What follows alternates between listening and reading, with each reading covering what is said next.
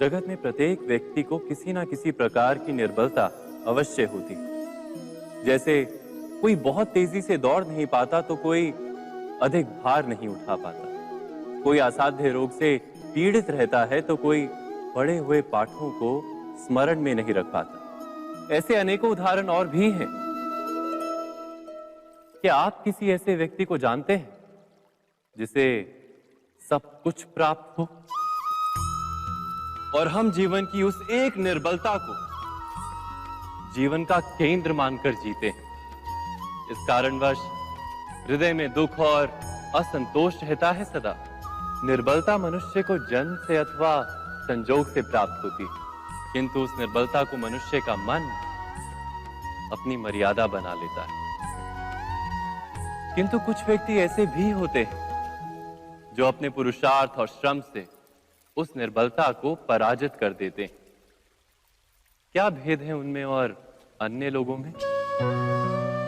क्या आपने कभी विचार किया है? सरल सा उत्तर है इसका।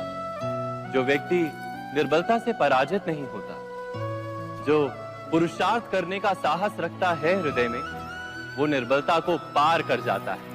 अर्थात निर्बलता अवश्य ईश्वर देता है, किंतु मर्यादा मनुष्य का मन ही निर्मित करता है। स्वयं विचार कीजिए।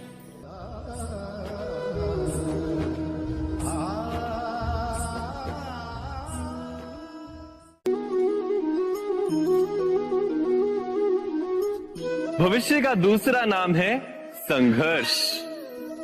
हृदय में आज इच्छा होती है और यदि पूर्ण नहीं हो पाती तो हृदय भविष्य की योजना बनाता है। भविष्य में इच्छा पूर्ण होगी ऐसी कल्पना करता रहता है, किंतु जीवन ना तो भविष्य में है ना अतीत में। जीवन तो इस क्षण का नाम, अर्थात इस क्षण का अनुभव ही जीवन का अनुभव। पर हम ये जानते हुए भी इतना सा सत्य समझ नहीं पाते। या तो हम बीते हुए समय के स्मरणों को घेर कर बैठे रहते हैं, या फिर आने वाले समय के लिए हम योजनाएं बनाते रहते हैं। और जीवन जीवन बीत जाता है। एक सत्य यदि हम हृदय में उतार लें कि ना हम भविष्य देख सकते हैं, ना ही भविष्य निर्मित कर सकते हैं, हम तो केवल धैर्य और साहस के साथ भविष्य को आलिंगन दे सकते हैं, स्वागत कर सकते हैं भविष्य का। तो क्या जीवन का हर पल जीवन से नहीं भर जाएगा? स्वयं विचार कीजिए।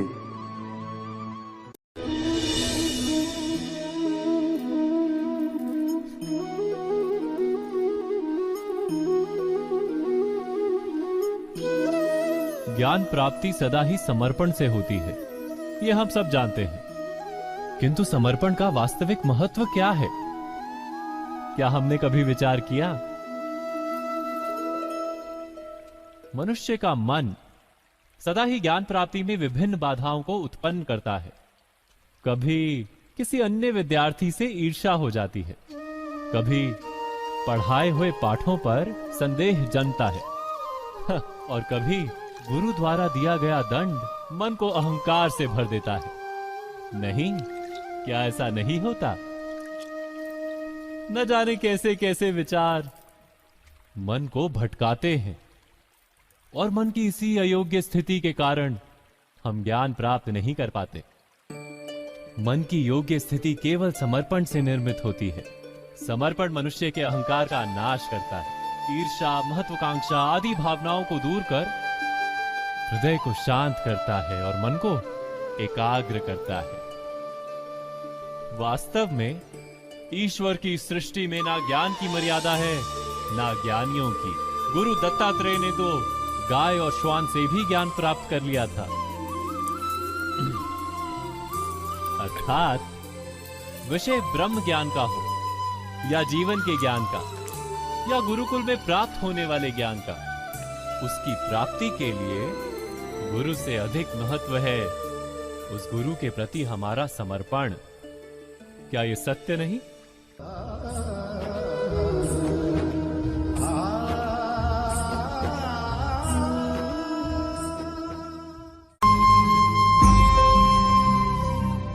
प्रत्येक मनुष्य के जीवन में ऐसा क्षण अवश्य आता है जब सारे स्वप्न, सारी आशाएं, सारे दृश्य ध्वस्त हो जाते हैं। जीवन के सारे आयोजन ही बिखर जाते हैं।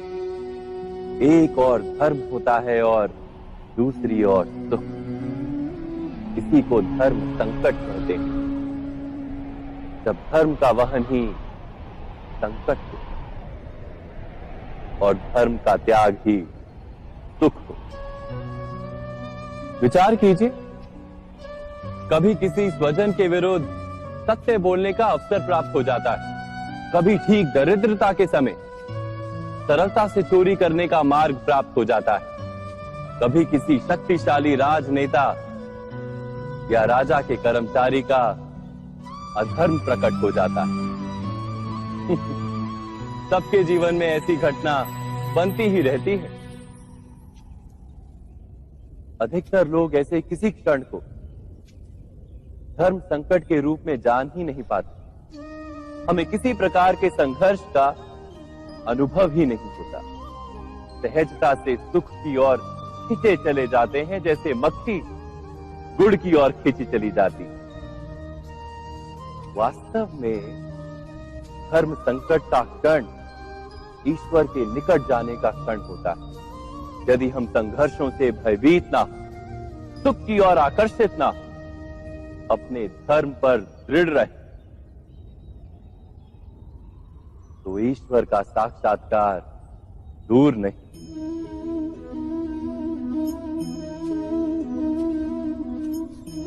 पवन से युद्ध करने वाला पत्ता यदि पेड़ से गिरता है तो भी आकाश की ओर उठता है। पवन से झुकने वाली घास वहीं भूमि पर रह जाती। अर्थात धर्म संकट से यदि हम संकट को ही टाल दें तो सुख तो मिलता है, जीवन बढ़ता है, किंतु क्या चरित्र नहीं टूटता?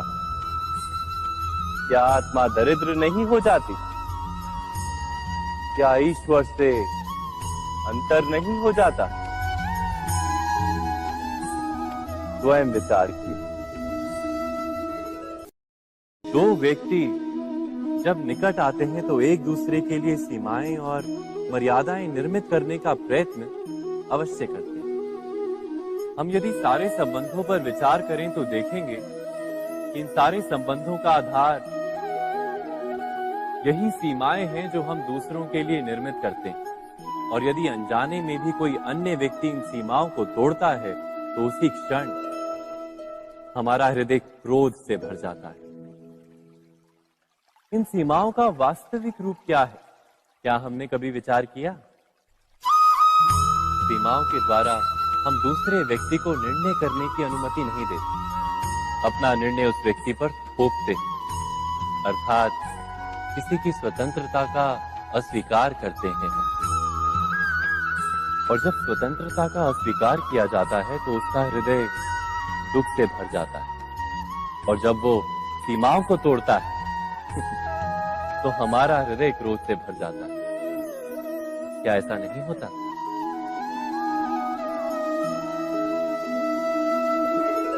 पर यदि एक दूसरे की स्वतंत्रता का सम्मान किया जाए तो किसी मर्यादाओं या सीमाओं की आवश्यकता ही नहीं होती। अर्थात जिस प्रकार स्वीकार किसी संबंध का देह है, क्या वैसे ही स्वतंत्रता किसी संबंध की आत्मा नहीं? स्वयं विचार की। सबके जीवन में ऐसा प्रसंग अवश्य आता है कि सत्य कहने का निश्चय होता है हृदय में, किंतु मुख से सत्य निकल नहीं पाता। कोई भय मन को घेर लेता है। किसी घटना अथवा प्रसंग के बारे में बात करना या फिर स्वयं से कोई भूल हो जाए उसके बारे में कुछ बोलना, क्या ये सत्य है? नहीं, ये तो केवल तथ्य है। अर्थात जैसा हुआ था वैसा केवल बोल देना सामान्य सी बात। किंतु कभी कभी उस तथ्य को बोलते हुए भी भय लगता है। कदाचित किसी दूसरे की भावनाओं का विचार आता है मन। दूसरे को दुख होगा ये भय भी शब्दों को रोकता है। तो ये सत्य क्या है? क्या हमने कभी विचार किया है? जब भय रहते हुए भी कोई तथ्य बोलता है तो वो सत्य कहलाता है। वास्तव में सत्य कुछ और नहीं, केवल निर्भयता का दूसरा नाम है। और निर्भय होने का कोई समय नहीं होता, क्योंकि निर्भयता आत्मा का स्वभाव है। अर्थात क्या प्रत्येक क्षण सत्य बोलने का क्षण नहीं होता?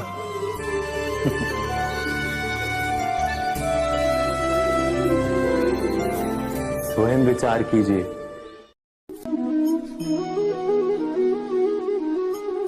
श्रेष्ठता का क्या अर्थ है? श्रेष्ठता का अर्थ है दूसरों से अधिक ज्ञान प्राप्त करना। अर्थात मूल्य इस बात का नहीं कि स्वयं कितना ज्ञान प्राप्त किया, मूल्य इस बात का है कि प्राप्त किया हुआ ज्ञान अन्य लोगों से कितना अधिक है।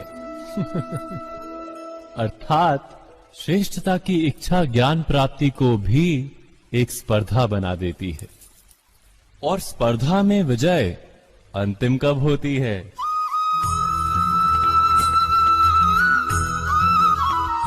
कुछ समय के लिए तो श्रेष्ठ बना जा सकता है, किंतु सदा के लिए कोई श्रेष्ठ नहीं रह पाता। फिर वही असंतोष, पीड़ा और संघर्ष जन्म लेता है। किंतु श्रेष्ठ बनने के बदले यदि उत्तम बनने का प्रयत्न करें तो क्या होगा? उत्तम का अर्थ है कि जितना प्राप्त करने योग्य है वो सब प्राप्त करना, किसी से अधिक पाने की इच्छा से नहीं, मात्र आत्मा की तृप्ति हेतु कुछ प्राप्त करना। उत्तम के मार्ग पर किसी अन्य से स्पर्धा नहीं होती, स्वयं अपने आप से स्पर्धा होती है। अर्थात उत्तम बनने का प्रयत्न करने वाले को देर अबेर सारा ज्ञान प्राप्त हो जाता है। बिना प्रयत्न के ही वो श्रेष्ठ बन जाता है। किंतु जो श्रेष्ठ बनने का प्रयत्न करता है वो श्रेष्ठ बने या ना बने, उत्तम कभी नहीं बन पाता।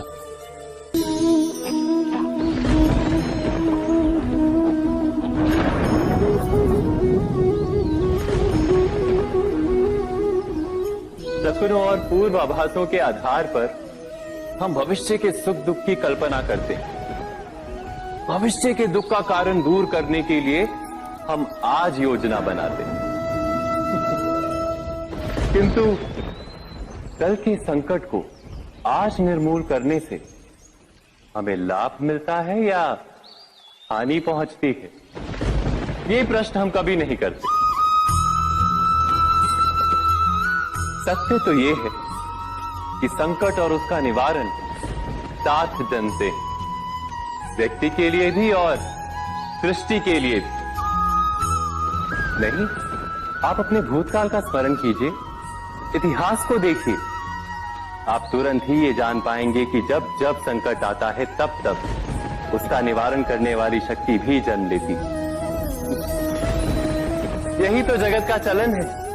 वस्तुतः संकट ही शक्ति के जन्म का कारण है। प्रत्येक व्यक्ति जब संकट से निकलता है तो एक पद आगे बढ़ा होता है, अधिक चमकता है, आत्मविश्वास से अधिक भरा होता है, न केवल अपने लिए अपितु विश्व के लिए भी। क्या ये सत्य नहीं? वास्तव में संकट का जन्म है एक अवसर का जन्म, अपने आप को बदलने का, अपने विचारों को ऊंचाई पर करने का अवसर, अपनी आत्मा को बलवान और ज्ञान मंडित बनाने का। जो ये कर पाता है उसे कोई संकट नहीं होता, किंतु जो ये नहीं कर पाता वो तो स्वयं एक संकट है विश्व के लिए। विचार कीजिए।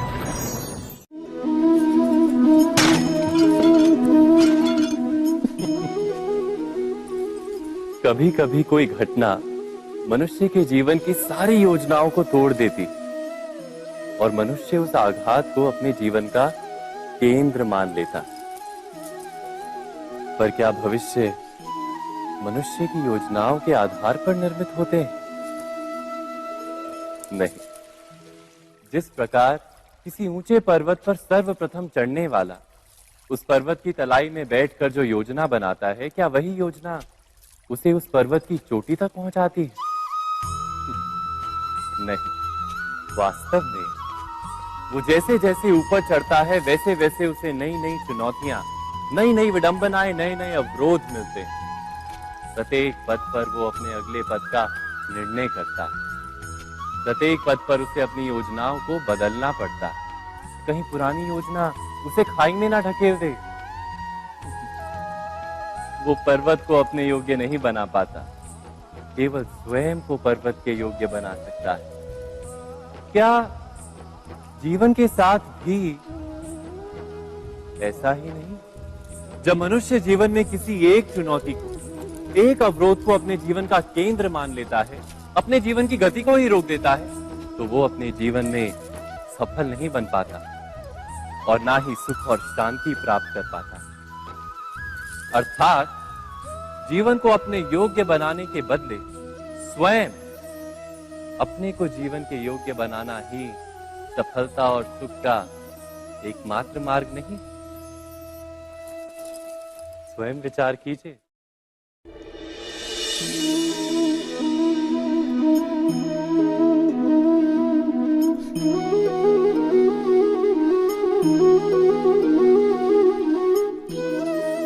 जीवन का हर क्षण निर्णय का क्षण होता है। प्रत्येक पद पर दूसरे पद के विषय में कोई निर्णय करना ही पड़ता है और निर्णय अपना प्रभाव छोड़ जाता है। आज किए गए निर्णय भविष्य में सुख अथवा दुख निर्मित करते हैं, ना केवल अपने लिए, अपने परिवार के लिए भी, आने वाली पीढ़ियों के लिए भी। जब कोई दुविधा सामने आती है तो मन व्याकुल हो जाता है, अनिश्चय से भर जाता है। निर्णय का वो क्षण युद्ध बन जाता है और मन बन जाता है युद्ध भूमि। अधिकतर निर्णय हम दुविधा का उपाय करने के लिए नहीं, केवल मन को शांत करने के लिए लेते हैं। पर क्या कोई दौड़ते हुए भोजन कर सकता है? नहीं। तो क्या युद्ध से जूझता हुआ मन कोई योग्य निर्णय ले पाएगा? वास्तव में शांत मन से जब कोई निर्णय करता है तो अपने लिए सुखद भविष्य बनाता है, किंतु अपने मन को शांत करने के लिए जब कोई निर्णय करता है तो वो व्यक्ति भविष्य में अपने लिए कांटों भरा वृक्ष लगाता है।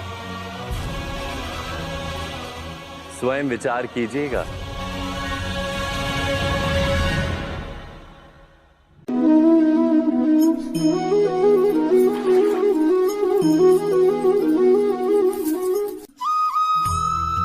जीवन में आने वाले संघर्षों के लिए जब मनुष्य स्वयं को योग्य नहीं मानता, जब उसे अपने ही बल पर विश्वास नहीं रहता, तब वो सद्गुणों को त्याग कर दुर्गुणों को अपनाता है। वस्तुतः मनुष्य के जीवन में दुर्जनता जन्म ही तब लेती है जब उसके अंतर में आत्मविश्वास नहीं होता। आत्मविश्वास ही अच्छाई को धारण करता है। ये आत्मविश्वास है क्या?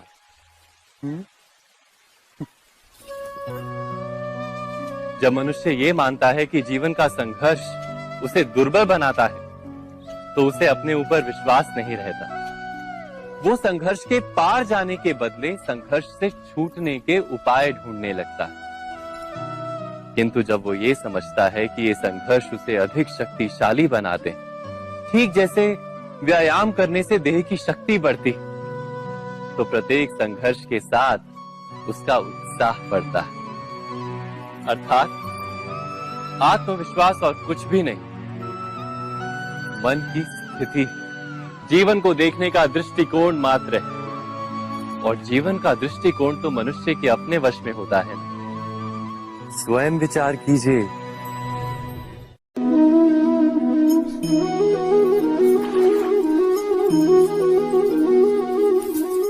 पिता सदा ही अपने संतान के सुख की कामना करते, उनके भविष्य की चिंता करते रहते। इसी कारणवश सदा ही अपने संतानों के भविष्य का मार्ग स्वयं निश्चित करने का प्रयत्न करते रहते।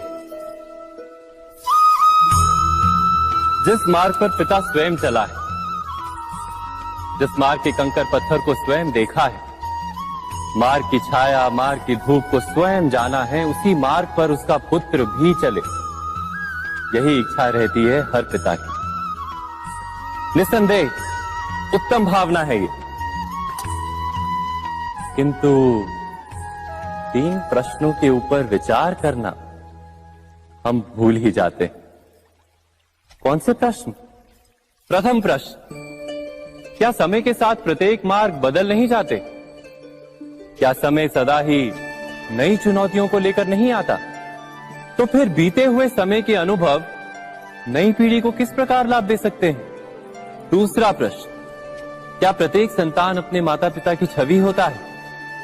हाँ, संतानों को संस्कार तो अवश्य माता पिता देते हैं, किंतु भीतर की क्षमता तो ईश्वर देते हैं। तो जिस मार्ग पर पिता को सफलता मिली है, विश्वास है कि उसी मार्ग पर उसकी संतानों को भी सफलता और सुख प्राप्त होगा। तीसरा प्रश्न, क्या जीवन के संघर्ष और चुनौतियां लाभकारी नहीं होती? क्या प्रत्येक नया प्रश्न एक नए उत्तर का द्वार नहीं खोलता? तो फिर संतानों को नए नए प्रश्नों, संघर्षों और चुनौतियों से दूर रखना, ये उनके लिए लाभ करना कहलाएगा या हानि पहुंचाना? अर्थात जिस प्रकार संतान के भविष्य का निर्माण करने के बदले उसके चरित्र का निर्माण करना श्रेष्ठ है, वैसे ही संतानों के जीवन का मार्ग निश्चित करने के बदले उन्हें नए संघर्षों के साथ जूझने के लिए मनोबल व ज्ञान देना अधिक लाभदायक नहीं होगा? स्वयं विचार कीजिए।